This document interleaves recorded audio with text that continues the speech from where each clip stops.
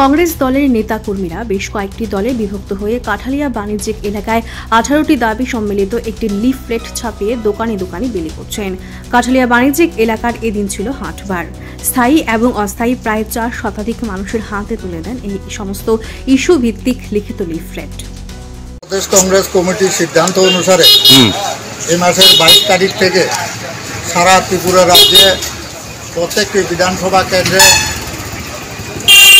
কংগ্রেসের আমরা লিফলেট নিয়ে প্রতি ঘরে ঘরে প্রতি দোকানে দোকানে আমরা হর ঘর কংগ্রেস যে কর্মসূচি সেই কর্মসূচিকে রূপায়ণ করার জন্য আজকে 8ম দিন পর্যন্ত আমরা কালকে করছি, আজকে 9ম দিন। এই 9ম দিনে আমরা আজকে কাঠালিয়া বাজারে এই কর্মসূচিকে আমরা রূপায়িত করব। বিগত 11 বছরে নরেন্দ্র মোদীজির সরকার এবং এই রাজ্যে বিগত 7 বছর যাবৎ বিজেপি যে সরকার, এই ডাবল ইঞ্জিনের সরকার জনগণের আশা আকাঙ্ক্ষা, জনগণের কাছে ওদের দেওয়া প্রতিশ্রুতি এই সরকার ভঙ্গ করেছেন।